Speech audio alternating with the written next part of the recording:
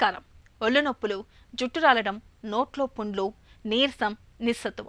చూడడానికి ఇవన్నీ సాదాసీదా బాధల్లాగే అనిపించవచ్చు. తరచూ వచ్చిపోతూ ఉండడంతో మనలో చాలామంది ఈ సమస్యల్ని పెద్దగా పట్టించుకోరు. నిజానికి ఇలాంటి లక్షణాల వెనుక ఒక్కోసారి ప్రమాదకరమైన లూపస్ అనే వ్యాధి దాగుండొచ్చు. లూపస్ అంటే లాటిన్ భాషలో తోడేలని అర్థం. పేరుకు తగ్గట్టుగానే లూపస్ అనేది జిత్తుల మారి సమస్యే. ఒంట్లో తిష్ట వేసుకుని మన వ్యాధి నిరోధకతను దెబ్బతీస్తూ మనల్ని మహాతిప్పలు పెడుతుంది. తల నుంచి కాళ్ళ వరకు, కళ్ళ నుంచి కిడ్నీల వరకు మన ఒంట్లోని సమస్త అవయవాలన్నీ కబలించే లూపస్ జబ్బు గురించిన పూర్తి వివరాలు ఇప్పుడు తెలుసుకుందాం.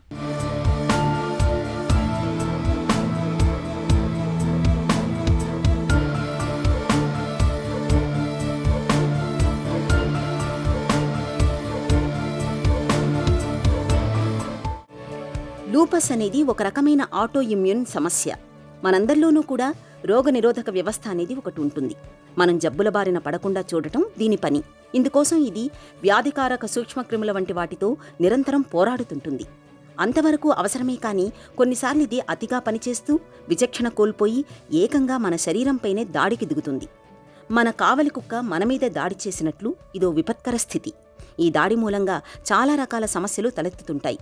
వీటన్నింటినీ ఆటో ఇమ్యూన్ సమస్యలని పిలుస్తుంటారు. లూపస్ కూడా ఈ తరహా సమస్యే.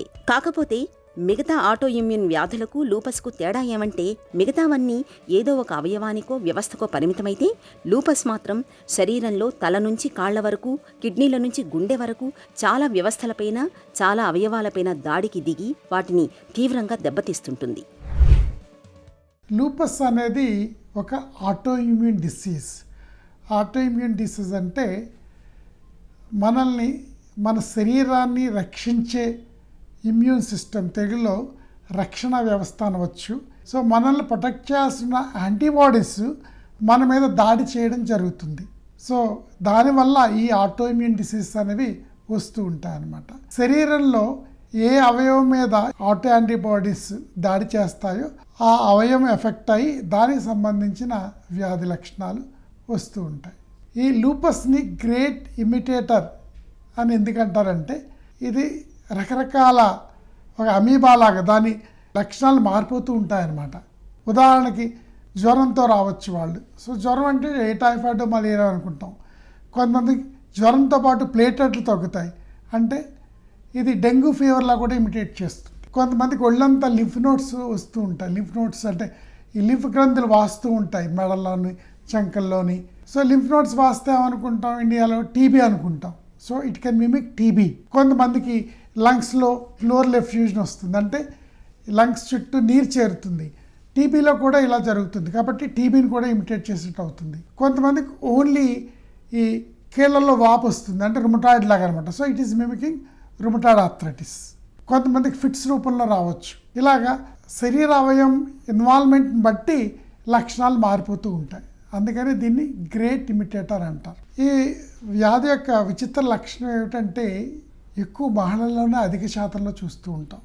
ఇది రేషియో చూసుకున్నట్టయితే ఫిమేల్ ఇస్ టు మేల్ 9:1, అంటే 100 మంది లూపస్ పేషెంట్స్ తీసుకుంటే దాంట్లో 90 మంది ఆడవాళ్లే ఉంటారు. ఇంకొక ఇంట్రెస్టింగ్ పాయింట్ ఏంటంటే ఇది బిట్వీన్ 15 to 45 ఏజ్ గ్రూప్లో వస్తుంది. అంటే లూపస్ చికాకు పెట్టే పెద్ద సమస్య, విస్మరిస్తే ప్రాణాంతకంగా తయారయ్యే సమస్య కూడా. అయినా మన ప్రాంతంలో ప్రజల్లో కానీ వైద్య రంగంలో కానీ దీనిపై సరైన అవగాహన ఉండటం లేదు. లక్షణాలపై సమగ్రమైన అవగాహన లేకపోతే లూపస్ వ్యాధిని గుర్తించడం మహా కష్టం. ఎందుకంటే మొదట్లో లూపస్ లక్షణాలు ఒళ్ళు నొప్పులు, కీళ్ల నొప్పులు, జుట్టు రాలటం, నోట్లో పుండ్లు, చర్మంపై దురదలు, దద్దుర్లు, మైగ్రేన్ ఇలా చాలా సాదాసీదా బాధల్లాగే ఉంటాయి. లక్షణాల్లో కూడా అందరిలో అన్నీ ఉండవు. ఈ బాధలు ఎప్పుడూ ఉండవు, వస్తూ పోతూ మధ్య మధ్యలో ఉధృతమవుతుంటాయి. పైగా లక్షణాలన్నీ ఇతరత్రా సమస్యల్లా కనిపిస్తూ తప్పుదోవ పట్టిస్తుంటాయి. అందుకే దీన్ని గ్రేట్ ఇమిటేటర్ అని కూడా అంటుంటారు. వీటి వల్ల చాలా సందర్భాలలో లూపస్ను సత్వరం గుర్తించడం చాలా కష్టంగా ఉంటుంది. ఫలితంగా వ్యాధి ముదిరిపోయి చాలా సందర్భాల్లో పరిస్థితి ప్రాణాల మీదకి వస్తుంది. లూపస్ మనం ఎలా సస్పెక్ట్ చేస్తామంటే వ్యాధి లక్షణాలను బట్టి. జుట్టు అధికంగా ఊడడము, ఎండలోకి వెళ్ళినప్పుడు బటర్ఫ్లై షేప్లో ఎర్రటి మచ్చలు బుగ్గల మీద రావడము, నోటిలో అధికంగా పుళ్ళు రావడం పోవడం అలా కొద్ది వారాలు నెలలు జరుగుతూ ఉంటుందన్నమాట. జ్వరం కూడా వస్తూ పోతూ ఉంటుంది. విపరీతమైన అలసట, క్రమేపీ కీళ్ళల్లో నొప్పులు వాపులు రావడము, తర్వాత స్టేజ్లో అది మిగతా శరీర భాగాలను ఎఫెక్ట్ చేసి వాటి లక్షణాలు వస్తాయి. ఉదాహరణకి రక్తం ఎఫెక్ట్ అయితే కనుక హిమోగ్లోబిన్ డ్రాప్ అవడం, ప్లేట్లెట్స్ తగ్గిపోవడం, తెల్ల రక్త కణాలు తగ్గిపోవడం జరుగుతుంది. కిడ్నీస్ ఎఫెక్ట్ అయితే మనం టెస్ట్లో చూసినట్టయితే యూరిన్లో ప్రోటీన్ లీకేజ్ జరుగుతుంది. సో ప్రోటీనూరియా అంటాం. అట్లానే హార్ట్ ఎఫెక్ట్ అయితే హార్ట్ చుట్టూ నీరు చేరవచ్చు, మయోకార్డైటిస్ వచ్చి హార్ట్ ఫెయిల్యూర్ రావచ్చు. లంగ్ ఎఫెక్ట్ అయితే లంగ్లో ఫైబ్రోసిస్ అంటే పీచు లాంటి పదార్థం ఏర్పడవచ్చు.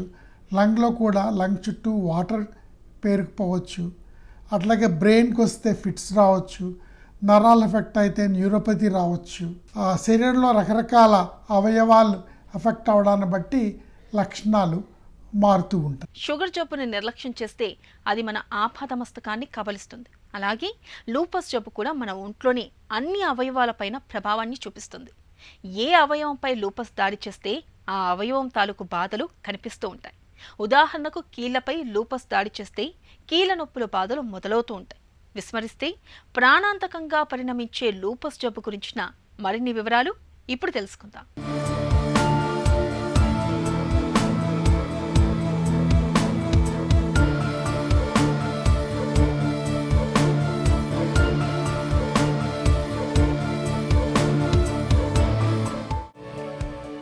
లూపస్ వ్యాధిలో ఒంట్లోని చాలా అవయవాలపై దాడి జరగొచ్చు. లూపస్ కారణంగా రక్తం ప్రభావితమైతే విపరీతమైన రక్తహీనత వస్తుంది. హిమోగ్లోబిన్, ఎర్ర రక్త కణాలు, తెల్ల రక్త కణాల సంఖ్య బాగా తగ్గుతుంది. లింఫోసైట్ కణాలు, ప్లేట్లెట్లు బాగా తగ్గుతుంటాయి.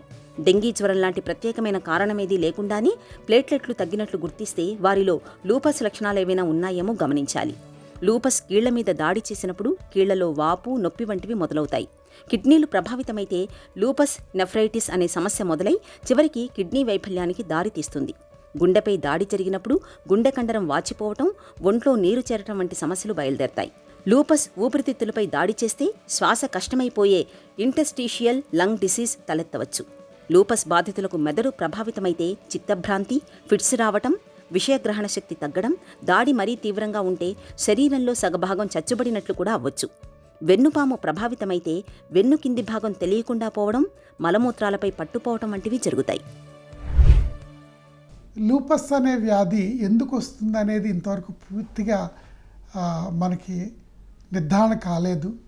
రకరకాల కారణాలు, ఉదాహరణకి జెనెటిక్, ఎన్వైరన్మెంటల్, మేబీ హార్మోనల్. ఎందుకు హార్మోనల్ అంటే ఇది ఫిమేల్స్లో బిట్వీన్ 15 to 45 ఏజ్ గ్రూప్, అంటే ఇది ఫిమేల్ హార్మోన్స్ యాక్టివ్గా ఉండే సమయం. So some hormone influence and సడన్గా ఒక్కొక్కసారి ఫ్లేర్స్ కూడా వస్తూ ఉంటాయి. ఇవి flares can be induced by stress and sometimes infections also. Lupus అనే వ్యాధిలో ఇంతకుముందు మనం చెప్పుకున్నట్టు స్కిన్ మీద రావచ్చు మచ్చలు, నోట్లో పుళ్ళు రావచ్చు, హెయిర్ లాస్ రావచ్చు, కీళ్ళల్లో నొప్పులు వాపులు, అట్లే కళ్ళు కూడా ఎర్రబడచ్చు. తర్వాత లివర్ ఎఫెక్ట్ అయితే జాండీస్ రావచ్చు. కిడ్నీస్ ఎఫెక్ట్ అయితే లూపస్ నెఫ్రైటిస్ రావచ్చు. లంగ్ ఎఫెక్ట్ అయితే లంగ్ చుట్టూ వాటర్, దాన్నే ప్లూరల్ ఎఫ్యూజన్ అంటాం. లేదా లంగ్లో పీచు లాంటి పదార్థం ఏర్పడి పల్మరీ ఫైబ్రోస్ రావచ్చు. హార్ట్ ఎఫెక్ట్ అయితే హార్ట్ చుట్టూ నీరు చేరవచ్చు, దాన్ని పెరికార్డియల్ ఎఫ్యూజన్ అంటాం. మయోకార్డైటిస్ వచ్చి హార్ట్ ఫెయిల్యూర్ రావచ్చు. అలాగే ఈవెన్ ఇంటెస్టైన్స్ కూడా ఎఫెక్ట్ అవ్వచ్చు, అంటే లూపస్ ఎంటరైటిస్ అంటాం. మెదడు ఎఫెక్ట్ అయితే ఫిట్స్ రావచ్చు. నరాల ఎఫెక్ట్ అయితే న్యూరోపతి రావచ్చు. సో శరీరంలో అనేక అవయవాల్లో ఈ వ్యాధి ప్రభావితం చేస్తుంది. కానీ మందులు చక్కగా వాడినట్టయితే ఈ లక్షణాలన్నీ కూడా మనం పూర్తిగా రివర్స్ చేయొచ్చు. కాకపోతే early diagnosis, treatment is very very essential in managing lupus. Lupus దాడి ఏ అవయవం మీద జరిగితే దానికి సంబంధించిన లక్షణాలు బయలుదేరుతుంటాయి. వీటిని వేర్వేరు సమస్యలుగా పొరబడే అవకాశం ఉంటుంది.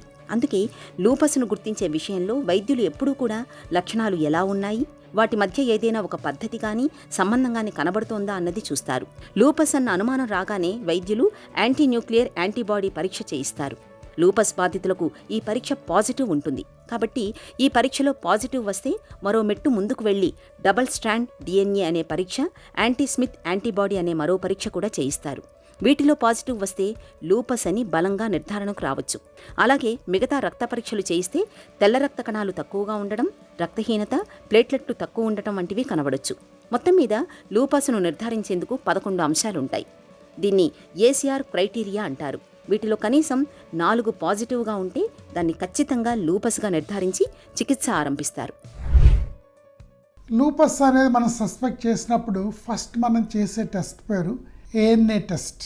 తర్వాత మరొక ముఖ్యమైన test double standard DNA and anti Smith కూడా ఇంపార్టెంట్. ఈ 3 టెస్టులు పాజిటివ్ ఉంటే లూపస్ అనేది కన్ఫర్మ్ అవుతుంది. దీంతో పాటు కొన్ని మిగతా టెస్టులు కూడా చేస్తాము. ANA ప్రొఫైల్ అని, కూమ్స్ టెస్ట్ అని. కంప్లీట్ బ్లడ్ పిక్చర్లో హిమోగ్లోబిన్ తగ్గొచ్చు, ప్లేట్లెట్స్ తగ్గొచ్చు, వైట్ సెల్ కౌంట్ తగ్గొచ్చు. కంప్లీట్ యూరిన్ ఎగ్జామినేషన్లో పస్సెల్స్ అని, RBC అని కనిపించవచ్చు. అట్లానే ప్రోటీన్ లాస్ కూడా దీంట్లో నోటీస్ చేయవచ్చు. కిడ్నీస్ ఎఫెక్ట్ అయితే క్రియాటినిన్ పెరగొచ్చు, యూరియా పెరగొచ్చు. లివర్ ఎఫెక్ట్ అయితే liver function test SGOT, SGPT పెరగవచ్చు. బిలిరూబిన్ కూడా పెరగవచ్చు. ఆల్కలైన్ ఫాస్ఫేటేస్ అనేది పెరగవచ్చు. తర్వాత ఇన్ఫ్లమేటరీ మార్కర్స్ ESR, CRP అనేవి, ఈ 2 కూడా ESR, CRP అనేవి పెరుగుతాయి. జబ్బు ఎక్కువైనప్పుడు ఇవి పెరగవచ్చు. ఇవి మనం లూపస్లో చేసే టెస్టులు. లూపస్ వ్యాధికి ఇవాళ ఆధునిక వైద్యంలో చక్కటి మందులు, చికిత్సలు అందుబాటులో ఉన్నాయి. సాధారణ మందులతో పాటు పెయిన్ కిల్లర్లు, అవసరం మేరకు స్టిరాయిడ్లతో పాటు ఖరీదైన బయోలాజికల్ మందుల్ని సైతం వాడటం ద్వారా లూపస్ జబ్బును చక్కగా అదుపులో ఉంచుకోవచ్చు. అయితే అందరికీ చికిత్స ఒకేలా ఉండదు. బాధితుల ఆరోగ్య పరిస్థితి, లక్షణాల తీవ్రతను దృష్టిలో ఉంచుకుని డాక్టర్లు లూపస్కు చికిత్స చేస్తారు. లూపస్ జబ్బుకు ఆధునిక వైద్యంలో అందుబాటులో ఉన్న చికిత్సల గురించి ఇప్పుడు తెలుసుకుందాం.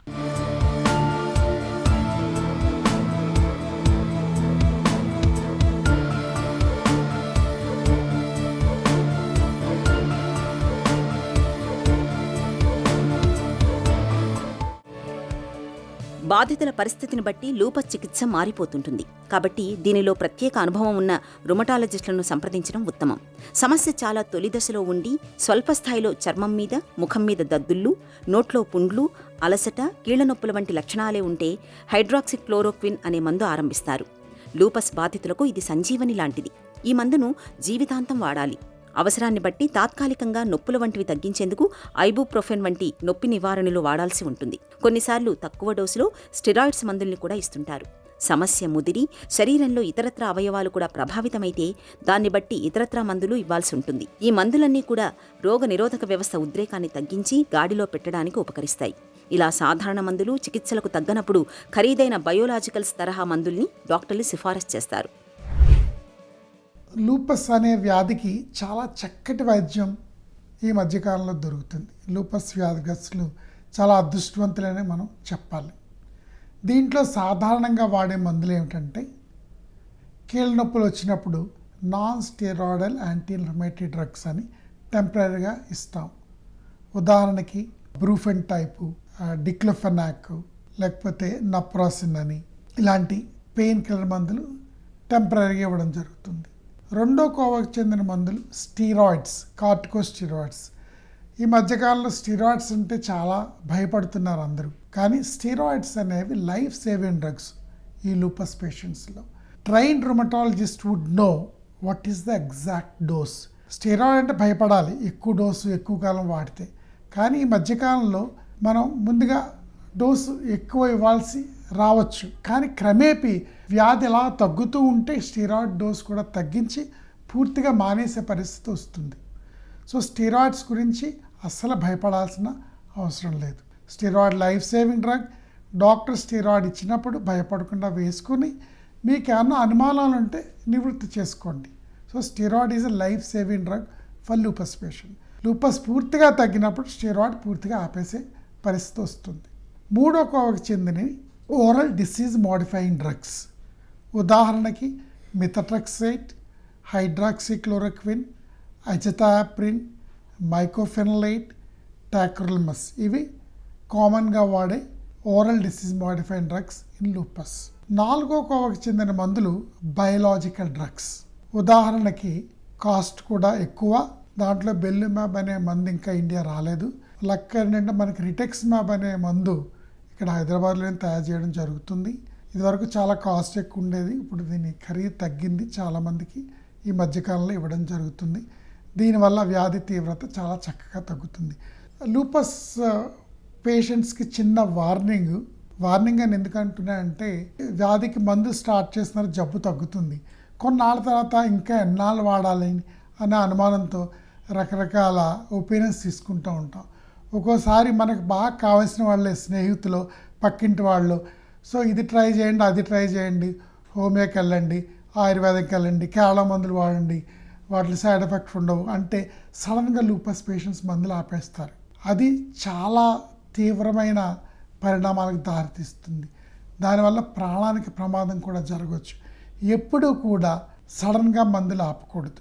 డాక్టర్ సూపర్విజన్లో ఉంటూ వ్యాధి తీవ్రత తగ్గినప్పుడు డోసులు క్రమేపీ తగ్గించి మీ రుమటాలజిస్టే ఆ డ్రగ్స్ని మినిమైజ్ చేయడం జరుగుతుంది. ఫర్ ఎగ్జాంపుల్ డోసు మిథాట్రెక్సేట్ అనేది 825 మీద ఉందనుకోండి, జబ్బు తగ్గితే 15 లేకపోతే 10 mg పెడతాం. అలాగే స్టీరాయిడ్ ఇనీషియల్గా 30 mg ఉంది, క్రమేపీ అది 5 mg తీసుకొచ్చేసి పూర్తిగా తగ్గిపోతే అది కూడా తీసేస్తాం. కానీ సడన్గా ఒకేసారి మందులు ఆపేస్తే ఆ వ్యాధి ఇలా సునామీలా వృద్ధితం అయిపోయి ప్రాణాపాయం కలిగే అవకాశం ఉంది. సో నేను చెప్పేది ఏమిటంటే, మీ రుమటాలజిస్ట్తో మాట్లాడి మీ అనుమానాలు నివృత్తి చేసుకుని డోసులు కూడా తగ్గించుకోవచ్చు. కొన్ని మందులు పూర్తిగా మానేసే అవకాశం కూడా ఉంటుంది. సడన్గా మందులు ఆపేస్తే అవుతుంది, అంటే మనం వ్యాధిని ఈ మందులతో అణుస్తున్నాం, సడన్గా మందులు ఆపేస్తే వ్యాధి సడన్గా పైకి ఉధృతంగా మన మీద దాడి చేసి సీరియస్ కాంప్లికేషన్స్ వచ్చే ప్రాబ్లం ఉంది. So never ever stop lupus medication suddenly. Lupus వ్యాధిగ్రస్తులు జీవనశైలిలో పెద్ద మార్పులే అవసరం లేదు. జబ్బు తగ్గిన తర్వాత సాధారణంగా అందరిలానే జీవించవచ్చు. ముఖ్యంగా పాటించాల్సిన జాగ్రత్తలు ఏమిటంటే, చక్కటి ఆహారం, సమతుల్యమైన ఆహారం తీసుకోవాలి. కొన్ని ఫుడ్స్ లైక్ డ్రై ఫ్రూట్స్ లాంటివి, సీ ఫుడ్ లాంటివి తింటే మనకి ఇమ్యూనిటీ పెరుగుతుంది. సమయానికి చక్కటి నిద్ర, అట్లీస్ట్ 7-8 అవర్స్ పడుకోవాలి. యోగా, మెడిటేషన్ లాంటివి చాలా మంచిది.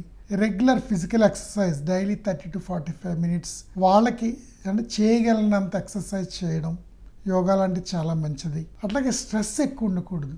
స్ట్రెస్ ఎక్కువైతే కూడా ఒక్కొక్కసారి వ్యాధి లక్షణాలు ఎక్కువయ్యే అవకాశం ఉంది. అట్లాగే ఇన్ఫెక్షన్స్ వల్ల కూడా ఒక్కొక్కసారి ఫ్లేర్ రావచ్చు. అందుకని మీకు ఎప్పుడన్నా అనుమానం వచ్చినప్పుడు వెంటనే డాక్టర్ని కలిసి ఇన్ఫెక్షన్స్కి తగిన మందులు తీసుకోవాలి. ఆల్కహాల్, స్మోకింగ్ అనేవి పూర్తిగా మానేయాలి. అన్నిటికంటే important very simple thing is avoiding sun exposure. So lupus patients పూర్తిగా సన్కి దూరంగా ఉండాలి. వెళ్ళాల్సి వచ్చినప్పుడు చక్కగా ఒక గొడుగు ఏదో తీసుకోవడం, సన్ స్క్రీన్ చక్కగా రాసుకోవడం, ఇట్లాంటివి చాలా ఇంపార్టెంట్. తర్వాత ఇంకొక ముఖ్యమైన విషయం ఏమిటంటే, లూపస్ గురించి పూర్తిగా అవగాహన ఉండాలి వీళ్ళకి. Emotional support, psychological support from family is very very important. చాలామంది భయపడుతూ ఉంటారు, ఎందుకంటే ఇది ఆడవాళ్ళు వస్తుందని చెప్పుకున్నాం కదా. నా దగ్గర ఎంతోమంది కాలేజ్ గోయింగ్ స్టూడెంట్స్, లేకపోతే ఈ మధ్యకాలంలోనే వాళ్ళు జాబ్ స్టార్ట్ చేసి సెటిల్ అవుతున్న టైంలో పెళ్లి చేసుకోవడం అనుకోవడం. సో వాళ్ళకి చాలా అపోహలు ఉంటాయి. పెళ్లి చేసుకోవచ్చా, పిల్లల్ని కనొచ్చా, ఇలాంటి చాలా అపోహలు ఉన్నాయి. నేను ఒకటే చెప్పేది, చక్కటి వైద్యం ఉంది. మీరు రెగ్యులర్గా మానిటరింగ్కి వచ్చి టెస్టులు చేయించుకుని ఇనీషియల్గా మంత్లీ, తర్వాత 2 monthsకో 3 monthsకో వ్యాధి పూర్తిగా తగ్గిన తర్వాత వన్స్ ఇన్ 3 months సరిపోతుంది. మందులు వాడుకుంటూ రెగ్యులర్ మానిటరింగ్లో ఉంటే వ్యాధి పూర్తిగా తగ్గే అవకాశం ఉంది. పెళ్లి వయసులో ఉన్నవాళ్ళు పెళ్లి చేసుకోవచ్చు, చదువుకునే వాళ్ళు they continue their education and career. పెళ్లి చేసుకున్న తర్వాత అందరిలాగే పిల్లల్ని కనొచ్చు, దాంట్లో అనుమానం ఏం లేదు. కాకపోతే లిటిల్ రిస్క్ ఉంటుంది. దానికి ఆ ప్రెగ్నెన్సీ టైంలో కొన్ని స్పెషల్ టెస్టులు చేసి అవసరమైతే మందులు మార్చడం జరుగుతుంది. So but absolutely they can lead normal life. Lupus బాధితులు మందుల్ని జీవితాంతం వాడాలి. వ్యాధి తగ్గిందని, లక్షణాలేవీ కనిపించడం లేదని మందుల్ని మానేస్తే మళ్లీ వ్యాధి తిరగబెట్టే ప్రమాదం ఉంటుంది. కాబట్టి మందులు ఎప్పటికీ మానకూడదు. మందుల్ని సక్రమంగా వాడుతుంటే వ్యాధి బాగా నిదానిస్తుంది. బాధితులు పూర్తి సాధారణ జీవితం గడపగలుగుతారు. లూపస్ వ్యాధి ఉధృతంగా ఉన్నప్పుడు గర్భధారణ కూడదు. చికిత్సతో ఒకసారి ఆ ఉధృతి తగ్గి సాధారణ స్థితి నెలకొన్న 6 నెలలకు గర్భం కోసం తప్పకుండా ప్రయత్నించవచ్చు. వ్యాధి తీవ్రంగా ఉండి చికిత్స కొనసాగుతున్నప్పుడు ప్రతి నెలా వైద్యుల్ని కలిసి కొన్ని కనీస పరీక్షలు చేయించుకుంటూ ఉండాలి. ఒకసారి ఉధృతి తగ్గిన తరువాత 3 నెలలకు ఒకసారి సంప్రదిస్తే సరిపోతుంది. మధుమేహం, హైబీపీ వంటి వాటిని మందులతో జీవితాంతం ఖచ్చితంగా ఎలా నియంత్రణలో పెట్టుకుంటామో లూపస్ కూడా అంతే. సరైన చికిత్సతో పూర్తి సాధారణ జీవితం గడపొచ్చు. హై బీపీ, షుగర్ జబ్బుల్లాగే లూపస్ కూడా జీవితకాలపు సమస్య. దీనికి శాశ్వత చికిత్స అంటూ ఏదీ లేదు. బతికినన్నాళ్ళు మందులు వాడుతూ జబ్బును అదుపులో ఉంచుకోవాల్సి ఉంటుంది. డాక్టర్ సలహా మేరకు క్రమం తప్పకుండా మందులు మింగుతూ జీవనశైలిలో తగిన జాగ్రత్తలు తీసుకోవడం ద్వారా లూపస్ వ్యాధిని చక్కగా అదుపులో ఉంచుకోవచ్చు.